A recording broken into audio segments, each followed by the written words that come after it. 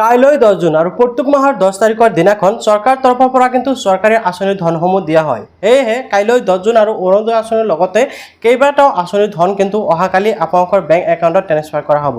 গতিকে আপোনালোকে 10 জুনৰ দিনাখন কি আঁচনি টকা আপোনালোকৰ বেংক একাউণ্টত লাভ কৰিব বা কোনসকল মানুহে এই টকাসমূহ লাভ কৰিব সেই বিষয়ে এই ভিডিঅ'ৰ জৰিয়তে আপোনালোকক জনাম। গতিকে ভিডিঅ'টো কিন্তু আপোনালোকৰ বাবে খুবেই গুৰুত্বপূৰ্ণ। লগতে আপোনালোকে ভিডিঅ'টো সম্পূৰ্ণ কৰি চাওক আৰু আপোনালোকে কোন আঁচনিৰ জৰিয়তে সুবিধা লাভ কৰি আছে কমেণ্টত জনাবলৈ পাহৰি নাযাব। প্ৰথমতে নাম্বাৰ 1ত আছে 10 জুনৰ দিনাখন অৰুণোদয় আঁচনিৰ টকা আপোনালোকৰ একাউণ্টত দিয়া হ'ব। অৰ্থাৎ যিসকলে অৰুণোদয় আঁচনিৰ হিতাধিকাৰী আছে সেইসকলৰ একাউণ্টত কিন্তু 10 তাৰিখৰ দিনাখন অৰুণোদয় আঁচনিৰ জৰিয়তে টকা দিয়া হ'ব। এতিয়া কথা হ'ল যে বহুতেই কৈ আছিল যে 1250 দিব নে 3000 দিব, এনেকুৱা ধৰণৰ কোৱেশ্চন বহুতৰ মনতে আহি আছে।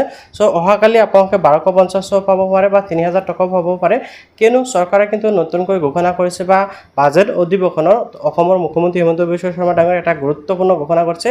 সেয়া হ'ল যে আগষ্ট মাহৰ পৰা চৰকাৰী যিসমূহ আঁচনি আছে সেইসমূহ ৰেগুলাৰ দিয়া হ'ব। সেয়েহে অহাকালি আপোনালোকৰ একাউণ্টত সোমাব নাই সেয়া কিন্তু নিশ্চিত নহয়, কিন্তু প্ৰত্যেক মাহৰ 10 তাৰিখৰ দিনাখনে কিন্তু সকলো ধৰণৰ চৰকাৰী আঁচনিৰ টকা বেংক একাউণ্টত ট্ৰেন্সফাৰ কৰা হয়। দ্বিতীয় আঁচনিটো হ'ল শ্বহীদ কোলকৰ বৃদ্ধ পেঞ্চন আঁচনি। হয়, আপোনালোকে যদি শ্বহীদ কোলকৰ বৃদ্ধ পেঞ্চন আঁচনি লাভ কৰি আছিল তেনেক্ষেত্ৰত কিন্তু আপোনালোকে 10 তাৰিখৰ দিনাখন এই আঁচনিৰ সুবিধাও লাভ কৰিব বা আপোনালোকৰ একাউণ্টত এই আঁচনিৰ জৰিয়তে টকা একাউণ্টত সোমাই যাব।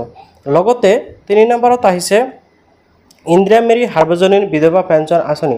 হয়, আপোনালোকে যিসকলে বিধৱা মহিলা আছে বা বিধৱা পেঞ্চনৰ জৰিয়তে আঁচনি লাভ কৰিছিল বা সুবিধা লাভ কৰিছিল সেইসকলেও কিন্তু 10 তাৰিখৰ দিনাখন চৰকাৰী আঁচনিৰ সোমা টকা নিজৰ বেংক একাউণ্টত লাভ কৰিব। তাৰপিছত আহিছে দীনদয়াল দিব্যাংগ সাহায্য আঁচনি। হয়, তাৰপিছত আছে 4 নম্বৰত আছে দীনদয়াল দিব্যাংগ সাহায্য আঁচনি। যদি আপোনালোকে দীনদয়াল বা দিব্যাংগজন যিসকল আছে সেইসকলৰ বেংক একাউণ্টত কিন্তু টকা সোমাব। দেন লাষ্টত আছে ৰাষ্ট্ৰীয় দিব্যাংগ আৰু বিধৱা আৰু বৃদ্ধ পেঞ্চন আঁচনি। 5 নম্বৰত আছে ৰাষ্ট্ৰীয় দিব্যাংগ আৰু বিধৱা বৃদ্ধ পেঞ্চন আঁচনি। এই আঁচনিৰ টকা আপোনালোকৰ বেংক একাউণ্টত সোমাব।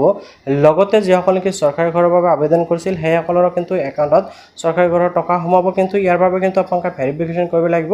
সেয়া আপোনালোকে সকলোৱে ভেৰিফিকেশ্যন কৰি ৰাখিব। লগতে আপোনালোকে আপডেটটো জানিব পাৰি ভাল হ'লে নিশ্চয় লাইক আৰু চেনেলটো ছাবস্ক্ৰাইব কৰিবলৈ পাহৰি